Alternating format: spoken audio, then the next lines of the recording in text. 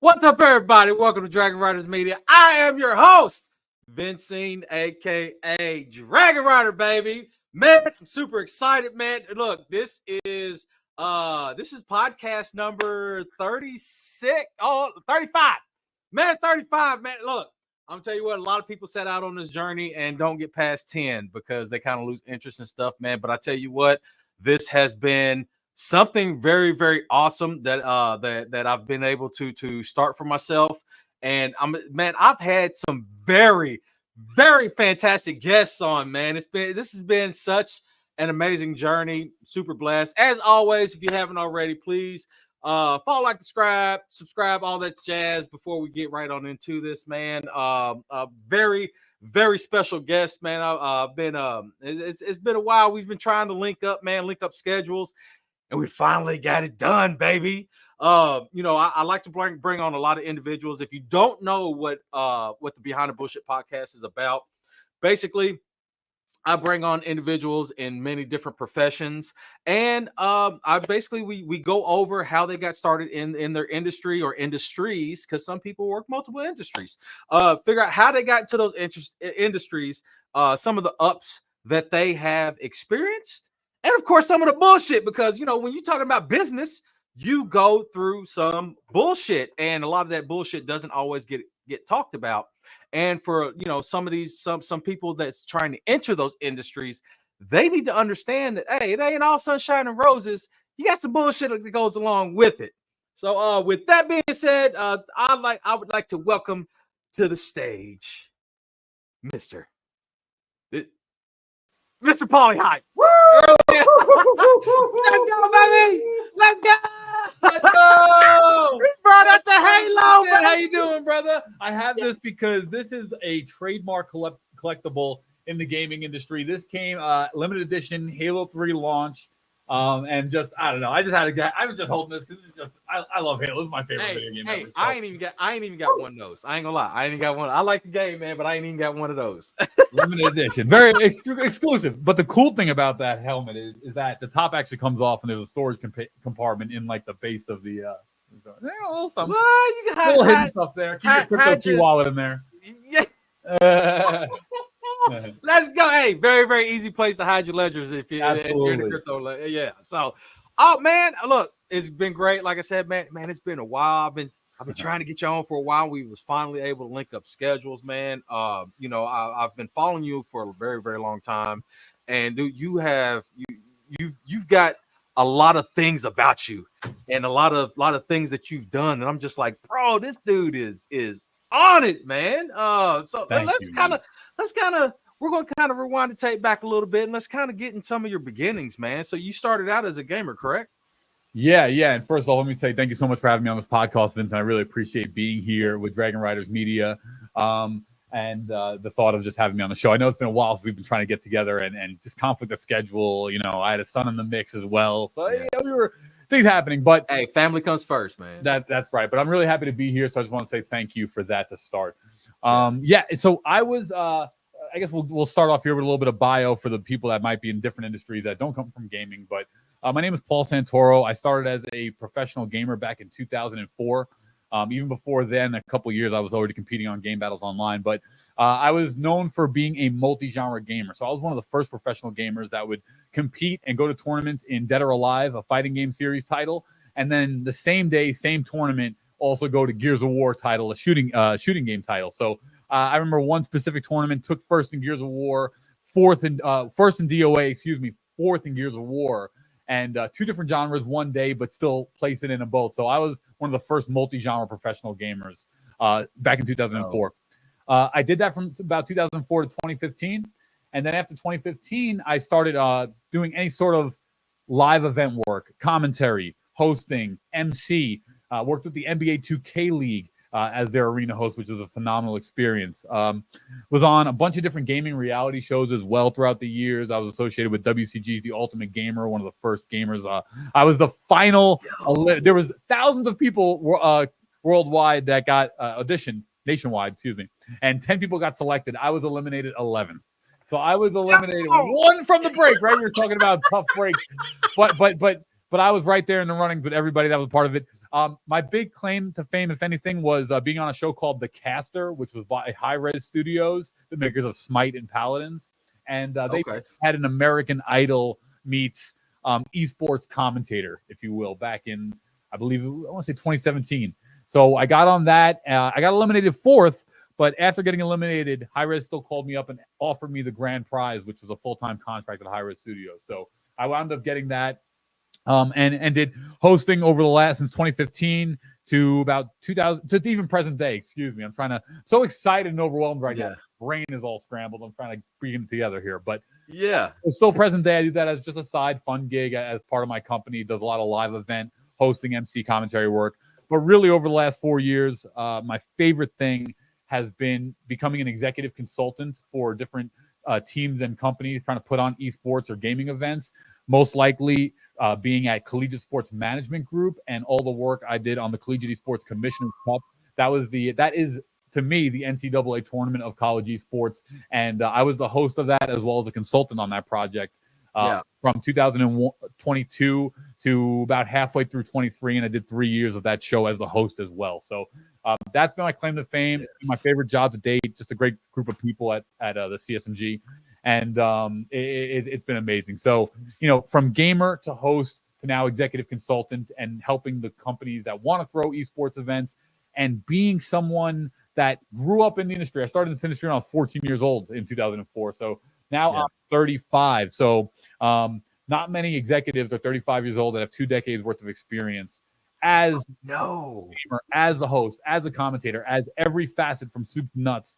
Is what I try to bring to the table as a consultant, and that's what brings us here.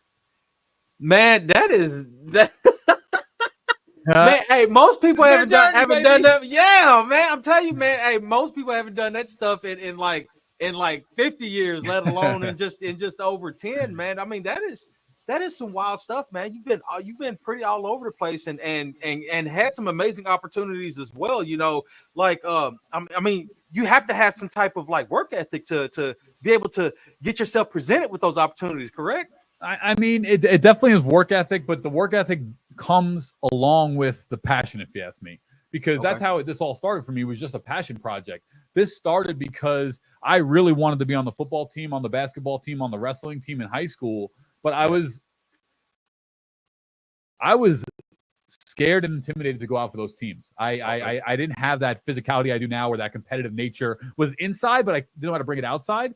So for me, I was like the smallest guy on those fields. But when I came and started even like kind of getting into gaming around high school time, I noticed that I was, pretty good quickly. And to me, I was, the big dog, let's say, in the virtual field. So to me, I was like, that's kind of what drove the passion, was the fact that the competitive spirit and nature was always there. And I was too intimidated to bring it out in forefront. And I still played lacrosse and did things, but it just wasn't the same. I wasn't as successful as I was coming into the gaming realm and bringing that competitive nature along with me. So I think that's what caused the passion that allows the work ethic to be put on. Yeah, but I mean, even then, dude, you got to have some. It's got to have some skill behind that as well.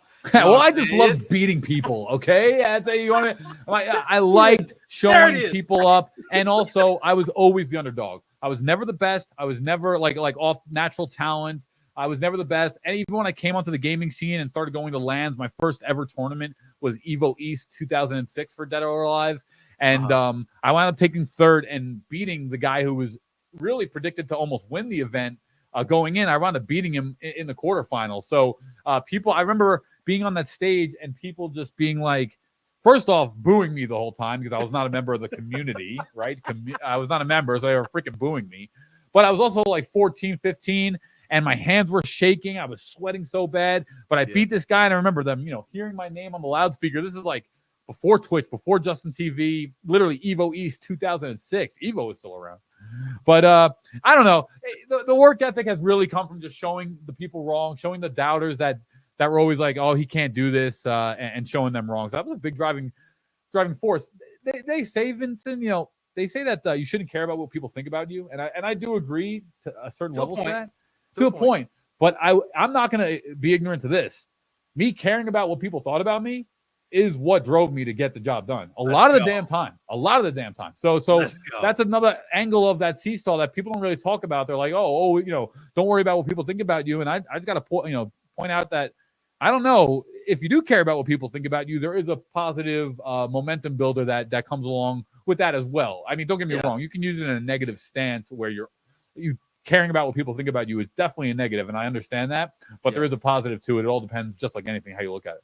Yeah, absolutely, man. Because I'm gonna tell you, like even today, because I'm in a lot of different groups. I'm in a lot of different call channels and stuff like that. And one of my buddies was like, "Bro, I know you just posted the other day. You just posted that you getting ready to have this guy on for your podcast and everything, and everything's been taken off for you. I'm so happy for you. But this dude, guess who's saying blah blah blah blah blah in this chat? So I went and looked. I ain't gonna lie, you know what I'm saying? I went and looked. I wanted to see what they had to say, you know what I'm saying? And dude, when I was like, bro, because dude was like, I don't even know. He's not even blah, blah, blah. I don't know why people even talking to him because blah blah blah blah. I've got more blah blah blah. And I'm like, yo, like this dude, like literally, this dude's got like 100,000 fucking followers on YouTube and stuff. And my little old 1,400, and I'm pulling the guests that I got. You know what I'm saying? Like come on, man. It's so weird how I always think about this too. It's very weird how someone that is a certain level of success can still become intimidated by someone not just starting out, but just someone of not that stature. I mean, I remember one time posting a Instagram sponsored post just came out. It was the first day they came out. And I just did some random photo. I was like, it was like, 10 years ago at this point. So I was 25. I was just like, what the hell is this? I want to get more followers. What is, I put $100 behind this random gaming post. And I remember one of the dudes from the real world, I can't even remember who the hell it was, but one of the guys from like the real world commented on the post. And he was just like, what is this stupid paid ad promotion of this guy's video? And I was just like, I remember being so kind of offended at that point that I went online. I Googled his guy's name in Wikipedia. I found out that his season was one of the seasons that was actually canceled or something like that. Like a season was canceled. And I literally just used this real quick as firepower right back. I was like, I was so young, so defensive. I was like, shut up, you scrub. Your reality show got canceled because you suck and are so not entertaining. And anyway, it was just like, I was just thinking to myself, how could someone that's so big, that's making so much money off being a public figure, feel so much hate or bothered in their like soul that they like comment on this random kid's Instagram post to like be like, who is this idiot? Essentially, like, it makes no sense. It makes no sense. Like, especially like, dude, I'm a big supporter of other content creators. I've been on a lot of people's channels and stuff. Like, people church me up, like they're like, bro, I would love to have you. I'm like, I ain't nobody, man. You know what I'm saying? It's like, and they're like, man, I would love to have, man, you're doing so well and this and that. I'm like, okay, cool. But then you got people that like I'll reach out to them and they got 1 million followers. Okay. Right. I'll reach out to them. They be like, oh, you ain't got enough of a following. Right. Right. What? Yeah, that is the nature. Like little does he know, like so I have some skills, some skill set to see, to notice that how some people's channels are botted and stuff like. I ain't gonna call nobody out, but I just want to say, like, look, bro, look, you're not as big as you're putting on. You're not as big. I'm not saying you don't have a following, but you're not as big as you're putting on. We're all good, and I'm here's the thing. I get it too because I'm guilty of using those services to some degree as well, and I only say that because a little bit. There's so many people. All these original streamers, a lot of them in the beginning were using services like that before it was ever known of a thing. But the caveat is that they built genuine followings off those numbers. So they still use those tools and platforms and services. I'm not saying everybody. I'm just saying that some people did use those services, were able to grow a following from it, and then no longer need the service. So then it's like, oh, well, because remember, Twitch had a purge at one point of bots, like botted accounts. Yeah. And a lot of big names lost thousands and thousands of followers. So even though it's only a micro fraction of your current following, no hate at all, you can't say you didn't ever use or touch the service because, it's clearly not the case. So, that's, again, we just got to keep putting on for what we're doing here and stay to the positives. And you know what? Negative press, letting people hate, it's good to me, man. Hate away. I love it. I'll take it. Better than not being talked about at all. See that? Better than not being talked about. When I was a professional gamer, I was not liked. Why? Because I was a big trash talker as a competitor. Not a negative, hate-filled trash talker. I'm not saying curse. I would never even really would curse at anybody. But I'm someone that's going to yell, woo, after I beat you in a round. But in the gaming world, you gotta in the gaming world, you know what I'm saying? Because like some of them guys, I've noticed some of them guys are like ruthless, dude. They'll straight try to punk you, and then that actually takes away from your gameplay because then you're like, oh my goodness, right, you know what I'm saying? Right. So you gotta have some of that rebuttal and stuff, because if not, like these dudes are like. Some of them guys and girls, they both can dish it out. More savage than the men in a lot of cases. It's insane. They say crazy things. But I really fundamentally believe that I could take someone off the sticks before we ever sat down with the controller. I always believe that. I always believe that because even if it was just something like, even if it was me just looking you dead in the face and saying, you know, I'm going to beat you, right? And like just even started with something like that, you know, and it really would make you show. Because some people would give it back, some people would hold it, some people would become flustered, some people would maybe even. There's been times where I've trash talked and lost because it sparked the guy a little bit. So it goes all ways. But my other caveat was that after every set game or anything I ever did, never took it out of the game. That was one of my rules. I will talk trash ruthlessly, but always in the game. Performance metric in the game. I never took it into personal life, and after every set was always done, it was always GG handshake for me. So absolutely, people respected that. People respected that. I would talk trash, nothing offensive, nothing personal, nothing outside of the game, and it was always good game after, even if I lost and took the L. So that's what I think got me away with. I never had. Eventually, I mean, to a point, you got to be able to utilize that, but then at the same time, you got to have some type of professionalism about you, because at the end of the day, you could win, you could lose, but you know what I'm saying, handshakes and move forward, you know what I'm saying, to the next one, because you never know. You may win 10 in a row, but that 11th one is going to hurt your pride. That's right. That's right. That's right.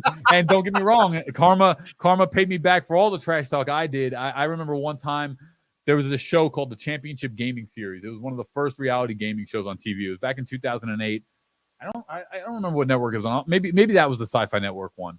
But it was basically teams like Team NY 3D. Complexity was a member of this team. San Francisco Optic was a member of this team. And there was all sorts of celebrities behind it, all sorts of top players. And basically what it was each team was a Counter-Strike 1.6 group of 5, a Dead or Alive fighter, male and female, a Project Gotham racer, and a FIFA player. And it was basically a combined team, a point scored metric team competition. And it was one of the first competitions back in 2008 where there was hundreds of thousands up to millions of dollars of prizes on the line from this organization. And I remember I was not old enough. I was 17 years old the first year it came out. I saw all my friends, people that I was competing against on this TV show sponsored by Mountain Dew. Got to spend the whole summer out in Los Angeles in this condo style thing. And year 2 came around. I was 18. I was able to audition for it. So they bring me out. I qualified for it. They had another final qualificator in Cali. I went out there on stage. And I remember the draft of the show. They just like an NFL draft, they did a very similar thing. Yeah, was the final Sunday, and lights, camera, action. You know, I'm 18, one of the first productions, major esport productions I've been on, so on. And all the lights go down. They're picking all the people. Blah blah blah.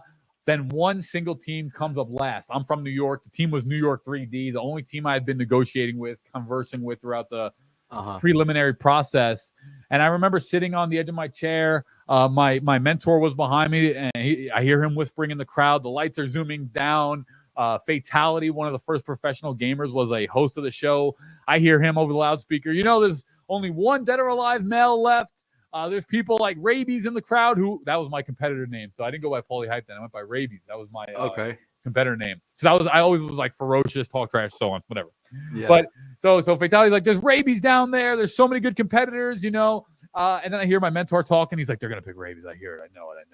And I'm sitting there. The lights come down, music keys. And they wind up picking the guy they went with the first season, right? And they come over Dave Chappelle, hell is his name? You know, so I just remember slumping back in my seat and just like I think it was a $30,000 or $40,000 guaranteed salary, sponsored Mountain Dew summer, competing for millions of dollars.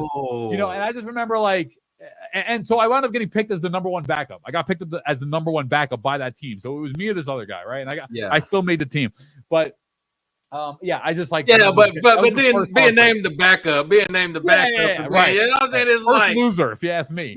So you know, that was my first major heartbreaker.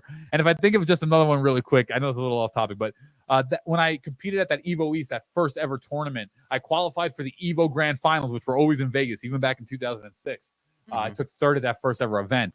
I actually missed my flight to Evo for the grand final. So I've had a lot of opportunities that I probably could have had a bigger brand, more stardom, more celebrity, but I've definitely had my fair share of heartbreaks along the way. So hey, you can't go through and get success unless you have some tribulations. Absolutely. I mean, that's part of personal growth, man. Because if you're winning all the time, you don't know what it's like to lose. And then when you finally do lose, it's like, you know, people just can't take it. You know what I'm saying? So I think through whatever you do, like your wins and losses is what helps you grow, what helps you to become a better person and stuff like that. Because like I say, even that loss will teach you how to do something in such a different way that you may blow away anything else later on. You know what I'm saying? Right. So it's definitely well, you know, missing that flight, I learned you better get to the fucking airport. 2 hours before. And no, seriously, like I was young, I was 18, my mom was flying with me, and we were still going around. She knew that stuff, but we were just a little late. I missed that damn flight. It was a busy night in the airport. I missed that damn flight, and you know, it just bet you ain't missed no more out the damn. That's right. I swear, I actually have not missed a flight since that exact time. 20-year clean track record after that. But I'll tell you one thing: even in 20 years, that was probably one of the biggest heartbreaker missed flights ever, because that was a major Evo competition where I was expected to be one of the top placers in that comp. So either way, I agree with you. The heartbreaks, they sculpt the champion, and there's never a way to go around them. Really, we know that. Absolutely, man. So you know, you kind of touched on your gamer name a little bit, man. So you started out. So how'd you because everybody's got a little bit of story about how they picked their gamer names. You know what I'm saying? Right. How'd you get your first one, and how'd you get to Hype? So basically, even before the 2004 competitions, I was always playing online game battles. I come from Halo 2, Halo 3, game called Shadowrun, a little bit as well. Those old school CODs, all those shooters from 2004, 6, 8, so on. But I went by Rabies forever. I remember searching, like, me and my boys came up with a clan called Only On Point. We were a top competitor in Gears of War. But I remember I was trying to find my name, and I was searching like Wolf and so on, and everyone had Wolf, and I didn't want to be. I really always go against the grain. Even when I was a kid, I would go against the grain. I hate being the same as everybody. So when I typed in Wolf into Google, the first picture that came up was like a snarling wolf, like foaming at the mouth. And then I'm sitting there and I'm like, oh shit, what about Rabies? Like, that is a name that no one 100% has anywhere in the industry. It is so controversial, right? They're like, you know, and I talked a lot of trash. I was known for pop-offs when I was a kid. I was very high energy, like I am now, intense, but really, really gunning for you. And so it just stuck. And how I got to Hype, you know, I was that name for so long. I was that name for like 20 years. And I had an agent a couple of years ago, and he, you know, and this was always something I had debated over the years, because you know, I wasn't ignorant to the fact that Rabies is not like a household name. It's a hard sell for brands to get behind just because of its natural existence of what it is. Yeah. But I was talking to my agent, and he was just like, you know, Pauly, all these people know who you are. Because I'm like, I'm trying to get on the Call of Duty League. I'm trying to get to these higher level live event shows that I haven't been able to get to yet. And I'm like, I've been in this industry forever. Why am I not getting these gigs?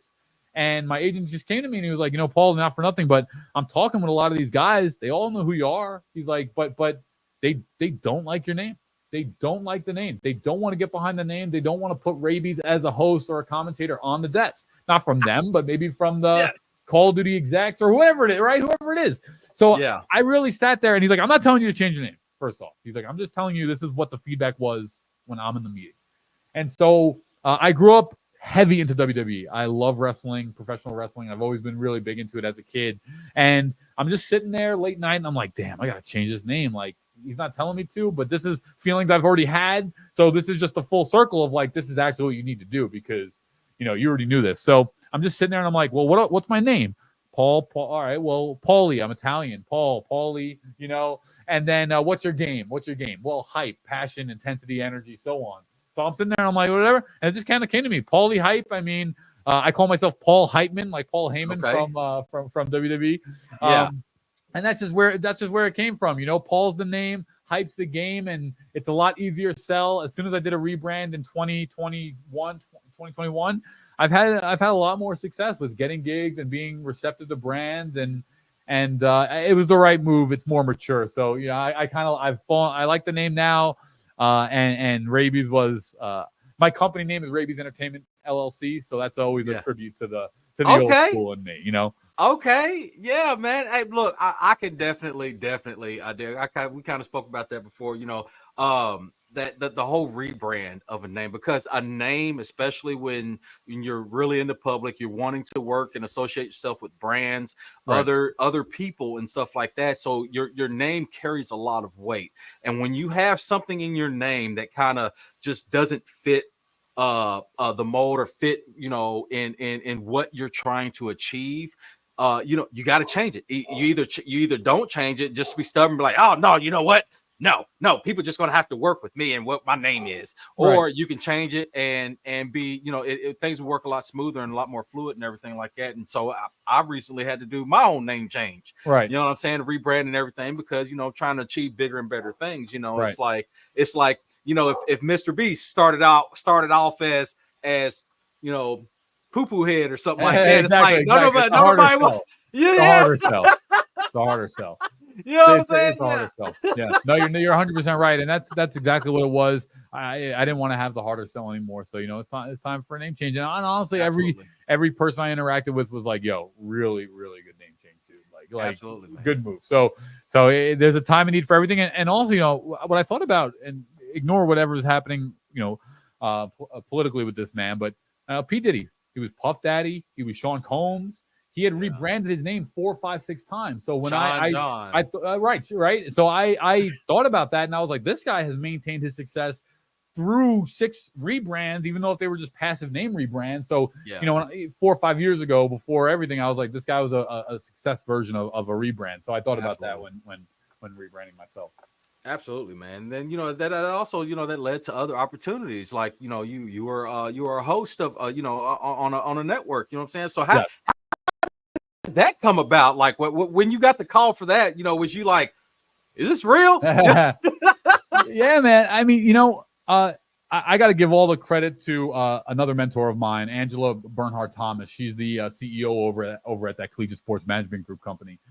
She really doubled down on me. She brought me into the executive space, not only as a consultant from top to bottom. I consulted on social media strategy with them as well. That was probably the main thing I did there. But I did consult everything from a gamer perspective, for their company. But she taught me the ropes, and she's the one who brought me onto that team. She's the one who had me get the consulting gig and also get the hosting job and give me those reins and believe in me for 3 years. All things come to an end, unfortunately, which is just the way it wraps. But it was just amazing to, really. They got me in a commercial with Ronald McDonald. I mean, I did a commercial with McDonald's because they were a primary sponsor at Esports Stadium Arlington in 2023. And I came up with and helped strategize and execute and was the talent for the main deliverable on that contract, which was creating this marketing commercial, if you will, for the event. And so none of that would have been possible. Working with McDonald's North Texas, being the host of the Collegiate Esports Commissioners Cup, the largest college esports tournament on the planet. 2021, we were virtual. 2022, we were in the Hawks G League Arena. And 2023, we were in Esports Stadium Arlington, the number 1 esports stadium venue in the country, working with McDonald's. I mean, it's bittersweet, but it was just an amazing time to not only learn about being a consultant. I had no experience really working for myself, being a consultant before. So, to actually learn the process of that, she taught me the process of that. I really just emulated the way I saw her carry herself. If she wore a suit on the damn call, I always wore a button up. I wore a blazer. I learned a lot. She taught me everything from just passively watching. And then she gave me the keys to the car to be the host. And we had 3 amazing years together. And that to this day is just my most successful, my most fun, my most passion filled. And honestly, I still really miss the collegiate esports CSMG scene. So it was just an amazing time. And I owe it all to her. Man, that's amazing, man. Because look, and I've actually recently been trying to push people to actually get, just at least take on some type of mentorship or something like that. Because whether it's paid, whether it's free, whether just listening to somebody, just giving you some real knowledge and some real information on how to grow yourself, not just as a person, but professionally and stuff like that, and especially in business. Because as much as we want to do things ourselves and be like, you know what, no, I got this, it's so much easier to have someone who knows the ropes to be able to help guide you, and and you don't even have to follow exactly in their footsteps. Right. You know what I'm saying? You can just use their stuff as a guide to your own, to your own way and your own methods to doing what you want to achieve. You know what I mean? So, but especially in business, because I grew up poor. My family wasn't, it was no type of like business stuff, Right. or even like any direction, you know what I'm saying? But doing what I'm doing, especially with crypto and stuff, and then getting in with the esports stuff, and especially my main dude David Chen, man, big shout out to him. Right. You know what I'm saying? And taking me up under his wing and showing me, because I always wanted to do some business stuff, you know what I'm saying? But I didn't have that drive. I didn't have that just that spark to just push me forward and to start actually acquiring the knowledge to and how to proceed with that. And he gave me that spark, and he helped give me that knowledge and everything. And then so that from there, I'm on my own journey now. I got Dragon Riders Media now. You know what I'm saying? It's doing like it's doing good. It's man. So you know what I mean? It's one of those things. It's like I definitely believe in mentorship. Wherever it may come from, as long as somebody's being honest with you and not just, because there's a difference. I've seen some people, they're just like, you ain't nothing. They try to break you down and break you down before they build you up. Yeah, the break you down method. You know what I'm saying? And not everybody responds to that. You know what I'm saying? Especially if you're just an asshole. It's just, that doesn't give you a license to just be an asshole. Right. Well, I piggybacking off what you said is I'm actually someone that really needs a mentor for success. I've noticed just over the years, when I look at the 3 processes of doing anything, in my opinion, are starting something, achieving it, succeeding in it, or failing in it, and then the end outcome of however it ends. I struggle, and this is how I was as a student. This is how I've really always been. I struggle in the startup phase. I struggle getting off the ground, leaving the gate. I am not the best at starting a project. Once I'm going, I'm in the middle, I'll crush you. Once I understand the process, I'll crush you. So for me, the mentor helps me get over the hurdle where I really struggle in, which is the first starting process. Push me out the gate, push me up the hill, and then I can take the ball and start running with it. But I grew up the same way. I grew up very in a poor house. My father passed when I was 7, so my main mentor was kind of taken away from me very early in life. Oh wow. I grew up with my mom, who had severe mental illness. She was bipolar and manic depressive, so she was in and out of my life a lot, going to different hospitals, and she was in at times, but then also out at times. So my main 2 mentors out the gate were, for most of my life, from the age of 7 to 18, let's say, I was on my own, and I was learning on my own, and I didn't have a mentor, and I felt very lost a lot of the way. Now, my grandfather, was a great guy, so I definitely had father figures in my life, in terms of like my uncle, who's a very wealthy millionaire, accountant, CPA, and my grandpa was just a hardworking, nose to the ground, tough guy. But did I have somebody like telling me, like, my grandpa was 70 years old, raising a second set of kids. He wasn't like, I wasn't coming home. He's not like taking me like, hey, son, make sure you do this. And then this is how you talk to a girl. And this is how you overcome an obstacle and a failure. So I was learning on my own.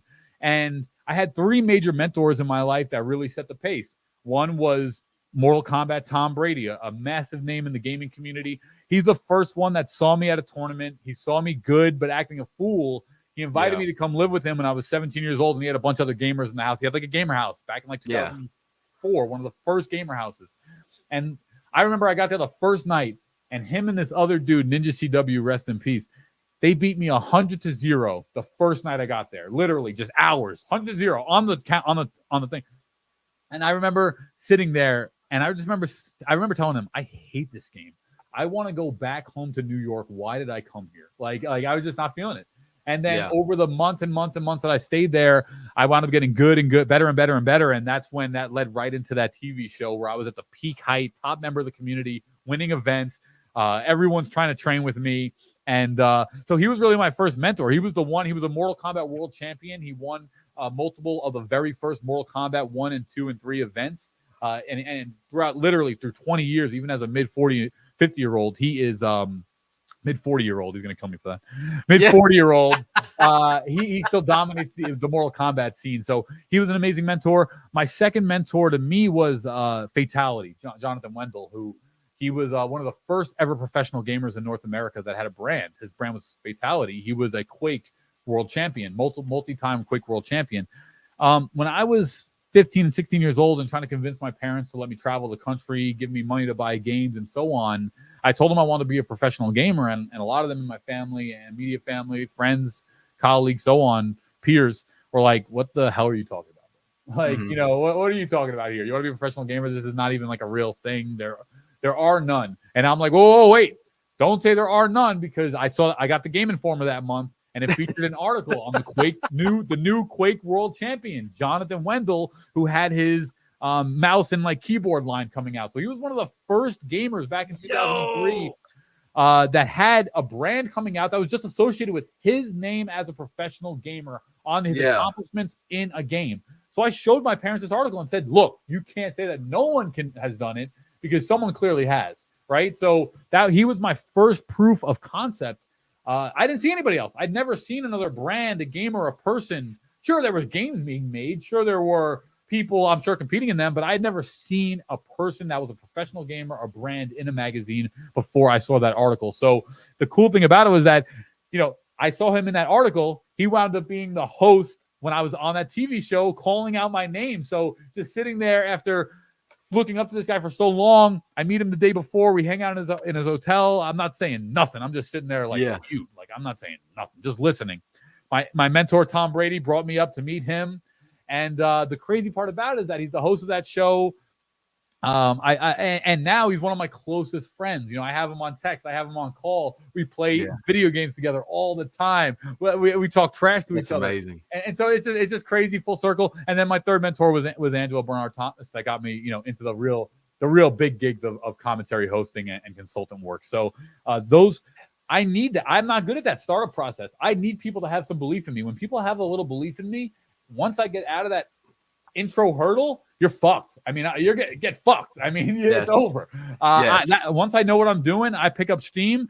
And David Chen too. You said David Chen. He's a longtime friend of mine. Me and him and his wife Katie, we made really the first ever college esports ESPN show. We did, I think, 2 or 3 seasons of it. And that was the network show you were talking about. I was an executive producer on that show, right? The CEN. Yeah. So again, when people actually believe in me, there's no limit to what I can possibly do. But I'm someone that really looks for and has learned that a mentor to me is just everything, because I'm not the best person at starting up the game. Man, absolutely, man. That and like I say, dude, that's part of the journey as well, man. Because you can't do everything yourself as much as you want to. Even people Mr. Try. Beast Everyone has does help. Try to do. You can try hard. You try hard, right? But at the same time, you like you said, you got to have somebody that believes in you. You got to have somebody that's like, hey, you know what?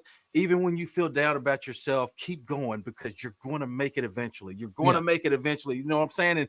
And like say, David, man, I would be feeling down about myself because I'm sitting here making calls and emails and everything. I'm like, man, nobody's responding to me, man. I don't know what. I might as well just give up. He's like, what are you doing? You just say No.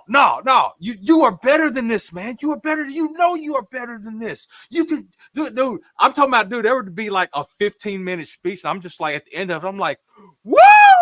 Let's go, baby. Right. Yes. Right. Yes. You know what I'm saying? Like You just need that mindset to be shaped a little bit. You know what I'm saying? Especially like with meditation and stuff too, because he taught me that, man. He's like, man, you need to set your mind at peace every once in a while, and just take about 20 minutes, man. Just calm yourself. You know what I'm saying? Clear your mind, man, clear your thoughts, and then come back and move forward. You know what I mean? I'm just like, I never thought about that. I thought I was like, meditation, that's some monk stuff, man. You know what I'm saying? Like a bunch of stuff I'm doing now, like I never imagined, I never saw myself being able to do that. You know what I'm saying? Sure. And having that person to be like, you can do this, like, and not just be like just out of sympathy or whatever, seeing your head down. Just saying it to be nice or whatever. You know what I'm saying? Like somebody genuinely just being like, bro, you can do. I see this in you. You can do this, man. It's like, woo, yeah, woo, like. and it gives you goosebumps because first off, Shia LaBeouf said something that's really cool on a podcast. He just said it's so hard to make a friend today. When we were kids and growing up, like you're like, man, you just have a friend. You go to the park and hang out. Everyone has their guard up 24/7 now. People are digested in their phones. Nobody even people. Yes, that's a big thing, man. People, you go out to dinner with people, 8 people, they're all on their phone. And sometimes I'll put my phone down. I'll put my phone down in my pocket or whatever the case is, and I'll just look and I'll just sit there. Yeah, and I'll see how long it takes for all the people at the table to put the phone down to finally engage in the conversation. And it takes a long time because anyway, we're getting far away from disconnection. Andrew Tate said something really, really big that stuck with me. And this has actually changed my mind because the rabies came from being lone wolf, motherfucker. I always wanted to be lone wolf. I always want, fuck you. I'll play on the team, but like I'm the lone running gun. I'm Raphael from the Ninja Turtles. I'm like, I'm on the team, but I'm also my own, thing. But Andrew Tate said something that really hit me, even as an adult. He was like, the biggest misconception people have is that the lone wolf mentality, because you're going against teams in this world. There's teams out in this bitch. So you think everyone's trying to put on with the lone wolf mentality, but you are going against teams like me and my brother. He's Tate talking about him and his brother. So and his team. His team. There's so many massive teams. Dana White's team and all these teams. These are not people that are going. People, if you were ignorant to it, would think, oh, well, Dana White's company did it all himself. He built it or whatever the case is. But no, he had investment cores. He had people believing in him. He failed. So I had to learn that actually, and this only you even came to my brain a couple years ago. But still, I had to learn. Like, damn, I was like, I really have been trying to do this lone wolf thing for so long, and like, it sucks. I feel like I'm just battling up a hill against all these people, and then you realize it's because they're all teams, bro. And it's like if you don't have a team behind you. Hey, not that you can't do it, but it's gonna be harder. That's facts. That's straight facts, man. Yeah, that's straight. You can't get any realer than that, bro. That's truth, just. Man. I had to have that awakening, man. I really did. Yeah, you got to have that awakening, especially if you're trying to conduct any type of business. You got to have that awakening. You got to have that realization that, bro, you are not. Even Superman's got help. You know what I'm saying? And there is not enough time in the day, and this is one thing I started learning the more I get older. There's not enough time in the day for you to not have a team. The thought that you're gonna fall harder on your face when you're by yourself. If you have a team, falling down still happens, but it's not as bad because you have people to rebound with, you have people to re-strategize with, you have people to re-engage with and start over again with, if you will. And I'm not saying there's not times to be by yourself and work by yourself and so on and whatever. Take your own initiatives. I'm not saying that, but when you have a team across, even if it's just, like you said, people that fuck with you, that really give you positive feedback and always are in your corner, genuine in your corner, not just saying that. Teams come in all shapes and sizes. But once you realize and put down your ego and realize that, like, I actually do need a team, you're going to succeed and further when you actually find that core. Absolutely, man. So, it's continuing on with your experience and stuff like that, so you went from that, being a host and now you're into consulting. So what made you make that move? Being in the space, there'd always be tournaments I went through across the years where I was like, this is cool. This is good. This is not. I've known I have a sound for audio. My dad was in the music industry before he passed.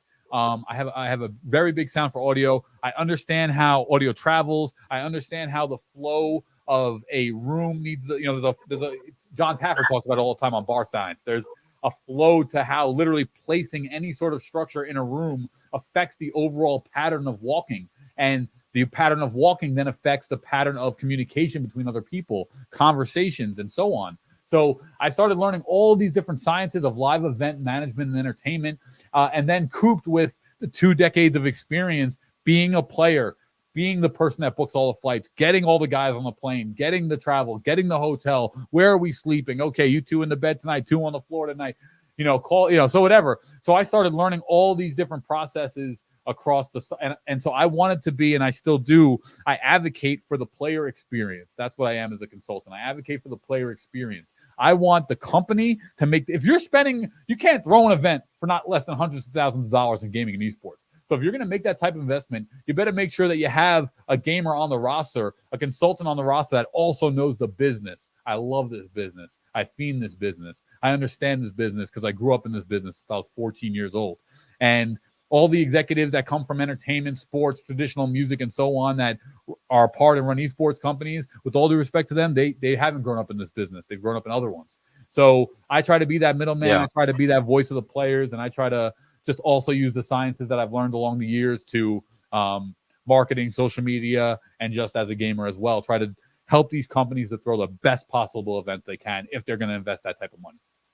See, that's what I'm talking about. You take, as you grow and as you get bigger, as far as, I'm saying, your let's say your businessmanship, however you want. Yeah, business professional. You know what I'm saying? Yeah, you're as a professional, you experience all this growth, man, and you take those experiences and utilize those to an even bigger, like platform. You know what I'm saying? So you started off as a gamer. Now you're consulting gaming events and stuff like, you know what I'm saying? It's like, right. Full circle. You cannot like, you can't just out of nowhere just pop into doing something like that. You know what I mean? Because people, you gonna come in and talking some old, you know what I'm saying? So maybe you've done concerts, and right. So now you wanna try to, to consult for a gaming, event. Right. Bring it. It's not the same. It's not the same. Can't. That was the biggest problem that I experienced. And traditionally, since the gaming industry was so infant, that's what all these gaming studios and live event productions are even still doing today. They bring in a lot of outside executives, and the outside executives take the job. They're good money gigs, but at the same time, I think there's a level of understanding that's missed.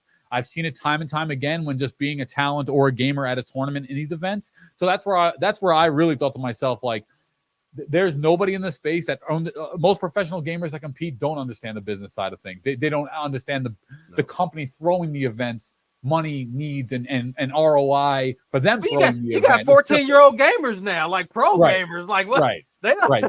So I just really I wanted to be that, and I aspire to be that person that is the advocate of the gamer, the person that has the insights, that has grown up to work with those outside executives. I'm not saying you have to be a gamer and that's the only way to get a job in the gaming industry, and you can't learn or come across, or your knowledge doesn't apply. I'm not saying that at all. What I'm saying is that, though, there are definitely areas that are missed. There's definitely thoughts and patterns that are not understood by the outside executives, and that's where having someone like me as a consultant or a leadership executive comes in to just close those gaps, button them up, and it's a win-win on both sides, the player experience as well as the company throwing the event. Yes, absolutely, man. So look, there's 2 questions I always throw to my guests. Sure. And for everybody joining that may or may not know, I pop these questions, without their knowledge, beforehand, because I like to have genuine answers. You know what I'm saying? So because this is called Behind the Bullshit, right? So there's a couple moments in your career where you can pick, wherever it is in your professional career as a gamer, as a host, and as a consultant. It could be either or multiple. There's a couple of different moments that you have. So you always have a positive bullshit moment. You have a negative bullshit moment. So your positive would be like, you know what? I kind of went through this, and it kind of didn't work out. There was a lot of bullshit I just went through, but it helped me grow as an individual. It helped me mature. It helped me, boom. It gave me an opportunity. Right. You know what I'm saying? And then you have your negative bullshit where it's like, you know what? This is some straight bullshit. I don't wish this on my worst enemy. You know what I'm saying? Right. So what would be, and Hmm. like I said, it don't got to be specific, it could be anything. Right. You know, what would be a positive bullshit moment for you? A positive bullshit moment. So it's like, is the positive bullshit moment like? All right, so I'll give you an example of Yeah, mine. give me an Right, example. There you go. I'll give you an example. So, you know, because I got a podcast, you know, I reached out to a lot of individuals. I reached out to somebody that's very, very, Right. very big. You know what I mean? Right. And he was like, "Oh, well, you ain't." You know, I reached out and said, "Hey, I'd like you to be the guest. Blah blah blah. This is what I got going on." And he's like, "Oh, your platform's too small. I don't want to talk about it." Okay. And then, you know, I was like, "All right, cool." I let it go. And then he saw, I guess he saw a couple of the guests that I had on after that. He reached back out and said, "Hey, do you still have an open spot?" I said, "No, man, I'm booked up." Right. Okay. So there you go. You get your one up. You get your one up. Okay. You know, I'm trying to think of anything off the rip. I would. The negative I definitely have. That's not what Okay. that's not what I want. Okay. I definitely have some sort Well, of that. you know what? We can We'll start with the there. negative. See if it We comes can start. the other way. Yeah, we can start with the So, negative. I when I was competing for that I'll go something older because it's irrelevant now. When I was competing for that championship gaming series spot, they had that final qualifier where they flew everybody out to California to compete. They had a round robin group stage before you can get into the main bracket of the tournament. Okay. So the round robin group stage was me and two guys that were on the competitive scene. One was a friend of mine, one was a rival of mine. It was a 3-way tie after the pool play between me and these two guys. The guy that was a rival of mine, who's actually a good friend of mine today, but I really still don't like him because of this instance. But just kidding. But the rival of mine lost matches intentionally to the other friend of mine because it was a 3-way tie. So basically, they had us do like 3 more matches to see how we all played. In that only 2 of the 3 would get into the main bracket. The main bracket was really what all these professional coaches and were looking at. So he let the one guy beat him 4-3 in like a match. And Well, man, he cheated, like let him win. Loosely, I mean, loosely, you can say whatever you want. Loosely, yeah, Oh, he that's let him take more dirty. rounds than he probably would if he was competing. He let him take more rounds. So that was a big. Actually, it wound up getting me axed. It got me axed out of the tournament. That was the plan: get me axed out of the tournament because Oh, that's dirty. yeah, it was dirty. So and then also that's kind of full circle why I only got chose as the backup for that gaming team because I did not make the main bracket because of that instance in the event. So that was really one of the times where I learned like, yo, people are not out here to be your friend. In most cases at least. And because I thought to myself, I knew something was going to happen because I knew how close they were of friends, the two of them. So, you know, either way, it wound up happening. And it, you know, it was one of the big learning lessons of my life where it's like, you really can't trust people to act as good-hearted in nature as maybe you would or whatever the case is. Everyone's out for themselves to some degree. And it was just a learning lesson. Everyone's out for themselves and, you know, become more, you know, got to be more too big to rig, got to be more prepared. Yeah. Like, too big. If I would have won 5 rounds of that tournament, I would have went on no matter what they did. So I didn't. I won 3 and I didn't get it through. But that's that. I guess positive bullshit. I'll take a spin on it. I'll take my shot here. Okay. When I was learning consulting, a big part of my competitive nature, rabies, is still in my soul. The ability to trash talk, maybe to get a little hard edged, maybe to get a little serious at times. Yes. It's still in my soul. And I think that in the positive light that I got the consulting gig, I also not let it go to my head, but I think at times I was probably a little too stern for the overall team. I like being me personally. I like the stern feel. I like when people just tell me exactly what's on their mind. I don't want to play mind games to like guess, like, oh, they're being nice, but are they really upset? Like, I don't want to do that. I'd rather just tell you exactly how I'm feeling, look you dead. So I just remember like just clashing with some members on the team a little bit in terms of like viewpoint or not being I'm not a true CEO executive. So maybe I felt leadership was making wrong decisions, even though consulting on what I felt was the right decisions. But either way, not my company, not my final say, not my money being spent. And that was something I kind of had to learn where, you know, I got this awesome job to consult and so on. But at the same time, you got to let things not go to heart and not take everything personal because there are other vested interests in these companies. And for me, I am just so passionate that sometimes I wind up having trouble separating the two. So Yeah. it wound up, again, being a learning lesson that, as I'm now out of CSMG, I look back and I think, man, I probably could have been a little bit more compassionate or maybe been better at delivering my message than just the hard-nosed rabies like, take it. Like, Yeah. take it. It's saying, you know what I'm saying? The New York in me doesn't always get across to every single person the same. So that's I guess a positive bullshit moment that I could probably associate that to why I'm not on the contract anymore, in my opinion at least. So a positive bullshit moment comes, still a great experience, but could have handled it a little bit better. But you know what? As because as you're saying it now, you've realized that there may or may not have been some decisions that you could have changed and made differently, and that's all part of professional growth, man. Because nobody enters anything just 100% perfect, right, knowing exactly what to do, exactly what to say, and stuff like that. You know what I'm saying? And it's the ones that don't learn from their mistakes and don't learn from bad situations are the ones that will never have a great experience. Right. You know what I'm saying? Right. You may be down a couple times, you may have, you know what I'm saying, but those falls is what helps you grow as a person and as especially in business, man, because doing like marketing and sales and stuff like that, dude, it's left and right punches all the time. You know what I'm saying? And if you all or get mad and be like, oh, why I won't work with you anyway? Type of thing. You know what I'm saying? Well, you say that. When I was younger, my core strategy was burn the bridge. I took everything so personal.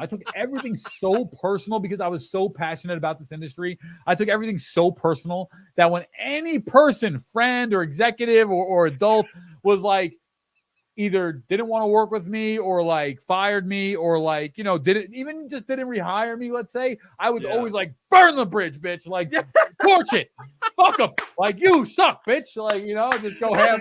Like, my rabies gamer side would like instantly come out. Like, I didn't even think of nothing else. And as I've gotten older, I have learned that it's not all personal. It's not your company's. And you can't, if it was your company, you can't take everything so personally. In the end of the day, people have business decisions to make for their own lives, and everyone is out for themselves, And so I had to really get over that mindset of like, you can't take everything personally, and it has helped so much more now. Yes, stuff still stings when you get a no or you get a turn down or you don't get approved for something you think you should have gotten. But at the same time, not taking it personally has really helped me get over and just new day. I take all the falls and scratches as blessings, to be honest. I've learned way more from any fall failure than I've learned from succeeding. Succeeding's freaking easy. Love it. Failure is hard. Succeeding is super easy.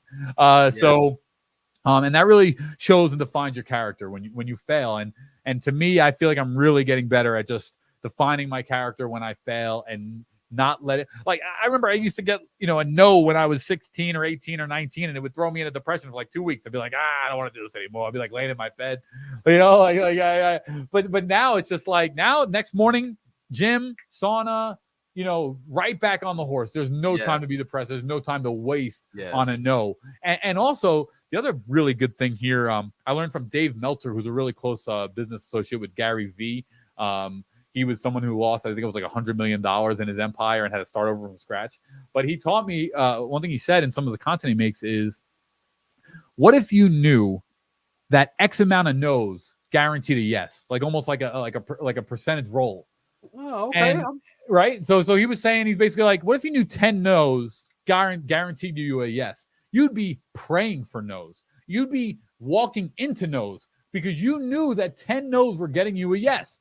So that's one thing I really took away from the content he makes, is that the yes is coming. You don't know when it's coming, but it's definitely coming. At least if you keep batting, the hit's coming, right? Babe Ruth is not remembered for how many strikeouts he has. He's remembered for how many home runs and hits he has, nothing else. So that's those are two things that I really have really always hung on to, is that people are never going to remember the no's. They're only going to remember the yeses. And if you know a yes is coming, then you should welcome the no's, because the no's only mean that you're going further down the line to getting the yes. So I love that. Yeah, dude, that is so amazing. Oh my goodness, man. Let's go. That's Dave Meltzer. Everyone's recycling internet material right now. I give credit where it's due, man. That's Dave Meltzer, but that stuff really helps me. It's true because it's just a mindset shaper. It's just a mindset shaper. Yeah. It's to not get stressed out about the nose because you're swinging at the ball. You're swinging at the ball, and it's easy to be like, I'm striking out every time. But those strikeouts, those swings are only going to lead to when you finally make that contact. So, welcome the nose, and they're just as part of the process as getting the S's. Absolutely. And you know what? All right. So because I'm a big explorer of Facebook Marketplace. Okay, right? great place to come up. Good. So come up yes. yeah. So and you know what? So the amount of podcasting equipment and stuff like and gaming equipment that comes up for sale. Oh, I only use it for a couple months. It wasn't for me. Blah blah blah. Right. Use good stuff. Yeah, and for me to be doing this still for it's going on almost 4.5 years now. Okay, I've been in on screen and stuff like that, and started the podcast and everything. But for me to be doing this for 4.5 years, I'm still enjoying it. I'm still doing it, and I'm growing at it. Good. And me seeing people quitting after 2 or 3 months of I'm not Mr. Beast overnight. I'm just you know what I'm saying? It's like wow. There are so many people that just give up, and just seeing that, it just gives me reinforcement that I'm doing something good. You know what I'm saying? Because for one, I'm still here. I'm still showing up. Right. I'm not just showing up because I got to be here. You know what I'm saying? I'm showing up because I truly enjoy it. Because if I didn't like it, hey, my stuff be on Facebook Marketplace right now. Right. You know what I'm saying? It's hard to fake a live broadcast when you have to be in front of the camera if you're not genuinely enjoying it. It comes across so it just comes across that you're not enjoying yourself. So you don't give off that vibe whatsoever. You can tell you're in it for the conversation. Dude, hey, I'm gonna tell you what too. My biggest enjoyment right now, other than talking to great individuals like yourself, you know what I'm saying? That's kind of I'm serious, bro. Like I really enjoy these conversations, but the biggest thing that I don't know if anybody's been noticing lately, but when I changed my intro, the smile I have on my face when the intro's sick. Intro's cool. Hey, I did that. The intro's cool, bro. I was gonna say, I did that joint. Plug me with your intro guy because I would love to make one. I would love to make one. That intro's cool, man. Yes, I did that joint, man. And you made that? Yes. Wow, that is insane. I'm gonna have to pay you, bro, because that is cool. That is really I'm serious. cool. Hey, Dragon Rider Media offers digital content services.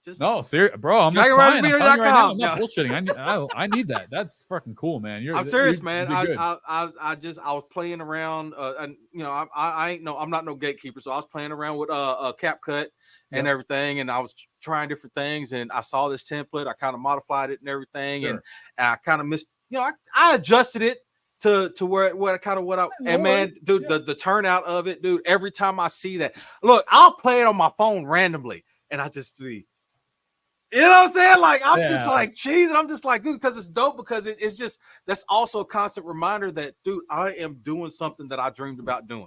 Right. And I'm doing it. Every single step along the way has started. Every possession we have, material or self-made, has started as a vision in our minds first. We saw it in some way first in our brains, and that's what led to the steps to you to do it in real life. If you don't ever see it, you don't ever do it. So it's just your own recognition of like seeing your goals, your work ethic, your visions come to fruition. So that's even each individual place card or whatever that it's called is in there is part of my growth into what I'm doing now. Right. You know what I'm saying? So it's just one of those things. Like, I tell everybody all the time, you keep at it enough, be persistent, be passionate about anything that you dream about, man, and make it happen. Do it. And Just you know what I'm saying? Because I've had a lot of people say, hey, Dragon Rider, that's a dumb name. Nobody ride dragons. That is stupid. I said something like that the first time you talked to me. I didn't know who you were. I'm like, I don't know. I was like, what is this? What is this? Like, Hey, you know what? And fun fact. So it used to be. So my gamer name used to originally. I was the very first when PlayStation Network first launched. I was Buick Rider. Because I had a Park Avenue. I loved that thing. I was Buick Rider for a long time. But then I ended up totaling that car. And then it was like, all right, well, I ain't got a Buick no more. And then it was like, man, you know what? Because I've always been into like medieval stuff and everything. Cool. I'm like dragons. I'm gonna try Dragon Rider. So I tried it as RIDER. Sure. And of course, there was like 50 different iterations of it. And, Oh, right, and right. so I spelled it with the RYDER, and I was the original Dragon Rider on PlayStation That is Network. awesome. And that had been my gamer name across for forever. And so I That's just cool. continued that to content creation. But yeah, man, it's it's amazing, especially, you kind of did a little bit more of a dive on your upbringing and how you came up into where you are now, man. It's a very inspiring story, you know what I'm saying? And that's why I do this, because a lot of people don't understand that, through business, no matter what you're doing, especially with content creation, gaming, no matter what it is, nobody started out on the top. Everybody started from somewhere, and some people started in better places, some people started worse. But at the end of the day, it's how you project yourself, how you grow yourself, and how you conduct yourself now. Right. It will present you with the opportunities that you are wanting. You know what I mean? So every backpack off that, every single day we wake up, we have the ability to start a new day anew. Start a day anew, and you can really be any person you want to be. And I think a lot of them just not success. I hate saying that. Oh, my success. No, it's like I think a lot of things I started doing was, I forget who it was, but I indulge a lot of content. They were basically saying the only difference between you and any person in the world that you want to be is just the actions throughout the 24-hour day period. There's really no difference. So one of the people I was looking up to was The Rock, because The Rock, Dwayne Johnson, right? He's someone that just started as a WWE wrestler, was just a talent on the card, was nothing more than a talent on the card, and wound up becoming. I remember when he was Rocky Maivia. Right. So he's just a talent on the card. Yes. This dude is one of the most serious consultant executives in the world. He has his tats out in executive consultant meetings. He's fucking got his shades out. In executive consultant world, they look at that as a negative. The muscles. You got the chesticles all out a little bit. Yeah, exactly. In normal consultant world, traditional CEO, executive consultant world, they look at that shit as a negative. Like, yo, you're unprofessional, right? He's someone that comes in, changed the whole landscape. He's so big now that there's nothing you can do about it, right? They welcome him in the room. So he was someone that I really, really looked up to, because I have tattoos. I started as just a talent, a gamer themselves in these companies, and to now try to be, a lot of people told me, first off, you're never going to be a professional gamer. Family, friends, in those early 2000s, you'll never be a professional gamer. It doesn't make any sense. Now, 20 years later, everyone's like, oh, Paul, like my aunt just literally talked to me the other day. She's like, Pauly, I got to be real. She's like, when you said this, I thought this was just insane. I thought you were literally going to waste your whole life. She's like, your mom would genuinely be proud of you from like everything you're doing right now. So like, again, to backpack of why Dwayne is that I just started doing decisions. Literally, what I ask myself when I am conflicted, what would Dwayne The Rock Johnson do right now? What would he do? Would he lay in bed for another 20 minutes, or would he get up and go to the gym right freaking now? Yeah. The answer is simple. Start off looking at himself in the mirror and raise an eyebrow. Exactly. But then it's right to the gym. So you can shape, and the reason why I say that is because any person can shape, literally wake up tomorrow, and all you have to do is start doing the actions of the person you want to become. That's what fake it till you make it really means. Fake it till you make it doesn't mean buy a Lamborghini, spend every money in your bank account, and then stand in front of it and take pictures to show that you're rich. That's not fake it till you make it. Fake it till you make it means you see someone that you idolize or want to imitate. Now go out and do the decisions of that person until you can become that person. That's what fake it till you make it really means. So that's, I really started structuring my elder life about that. Like, find someone you emulate and do the decisions. If you really want their life, or you want a figment of their life, do the decisions that they would make. You'll eventually get there. So I hope that structures a lot of times people are just, and also have an end game vision. If you don't have an end game vision, you can't make the necessary micro adjustments and decisions along the way, because that vision is convoluted. Maybe it's not as clear. Maybe it's just a half vision. Maybe it's so on. So the more detailed and outlined you get in that final end game product, I believe in this wholeheartedly. You have to see the final end game product in your mind before you can ever start on the journey.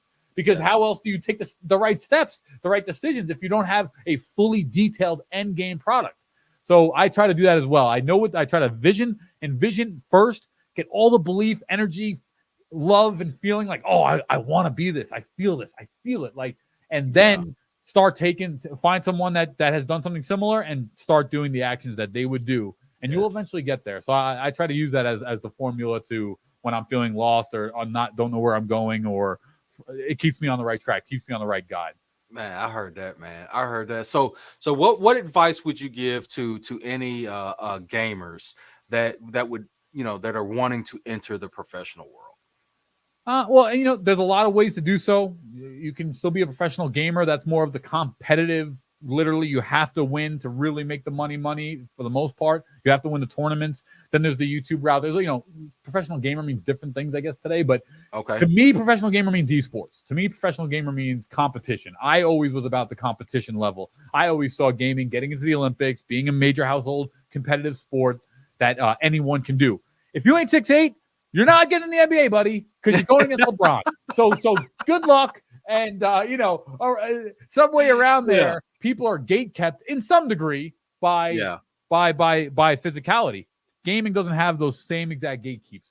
Gaming, anybody can really, look at Nomad, my buddy. He's a professional gamer who plays with his face. The Nomad Call of Duty button layout is in the game because of this man. And he literally is in a wheelchair his whole life and plays with his face. But he's a competitive gamer. He was one of the top Rainbow Six competitive esports players back in the day. Wow. So, I'm about esports. So if I was to say anything, and this is the biggest thing, build the brand. You have to build the brand. Like I tell my friends that are in music and sports, making the music, being the gamer, competing, that's the end thing people give a fuck about. People don't care. Yeah, don't get me wrong. If you win every single tournament, you can skip a lot of the other steps because you are the undoubtedly best. You're making money from winning, and your brand grows from that. But that's only the 0.001%. There's one winner at every single tournament, right? And most of the time, it's the same group of people. So you have to grow your brand. You have to double down on it. Any way that you can grow the brand, any content you can make, you still have to put the time in.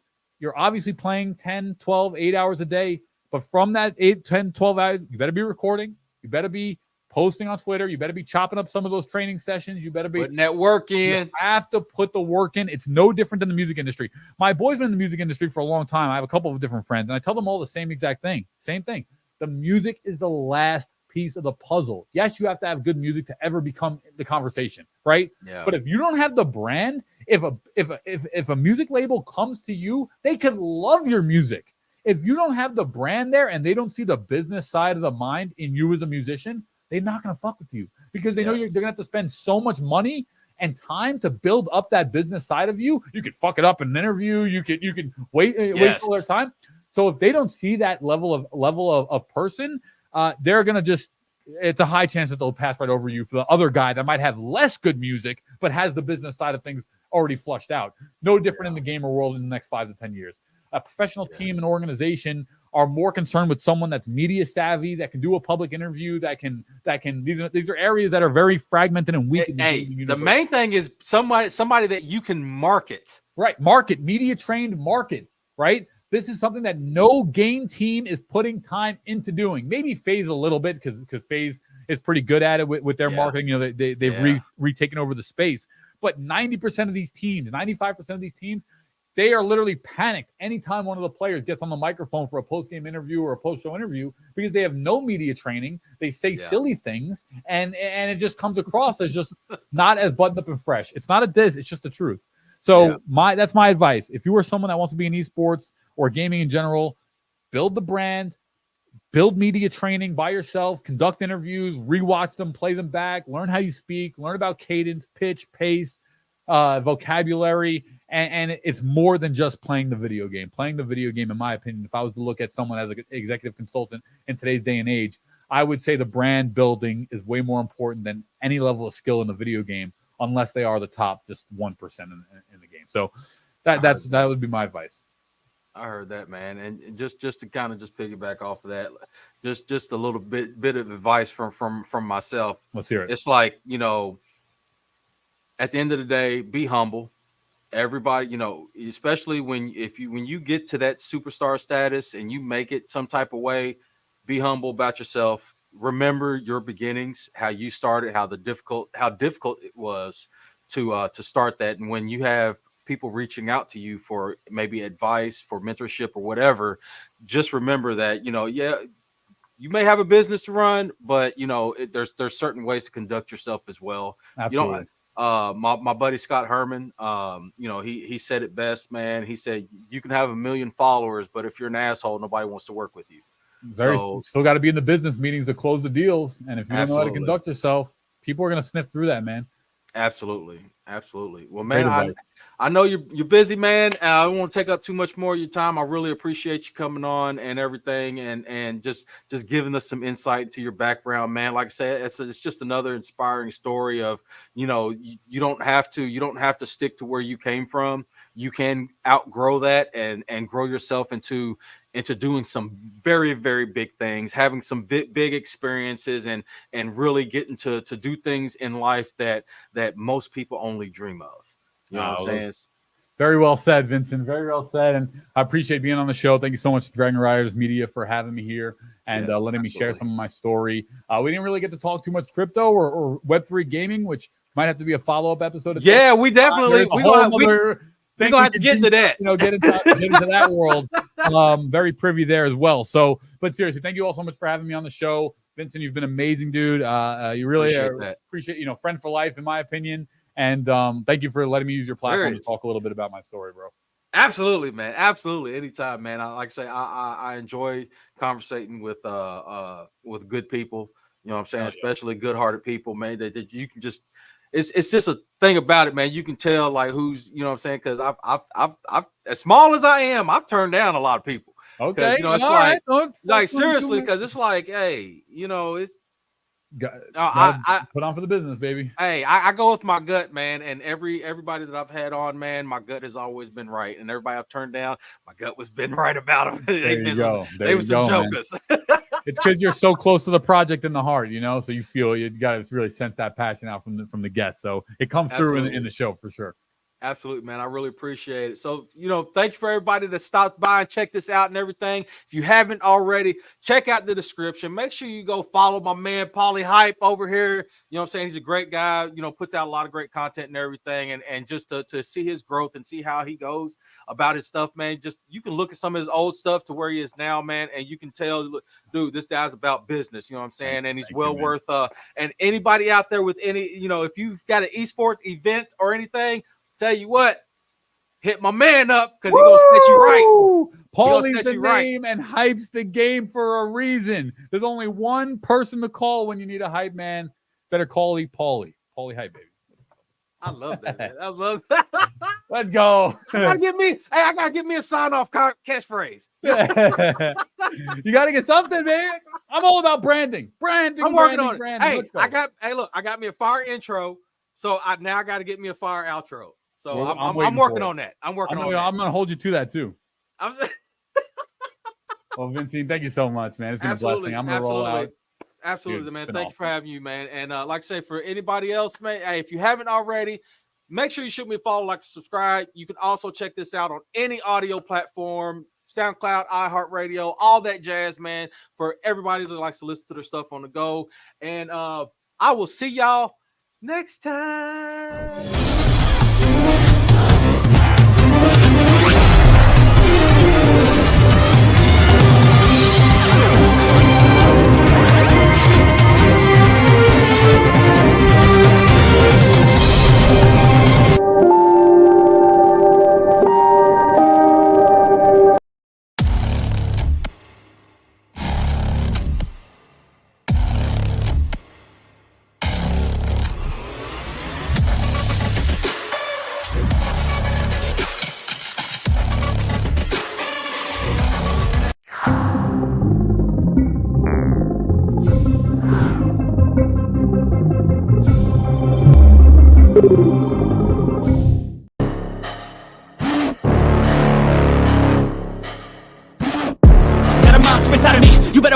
If you acknowledge the road ahead of full prophecy to be the greatest beast the world has ever seen.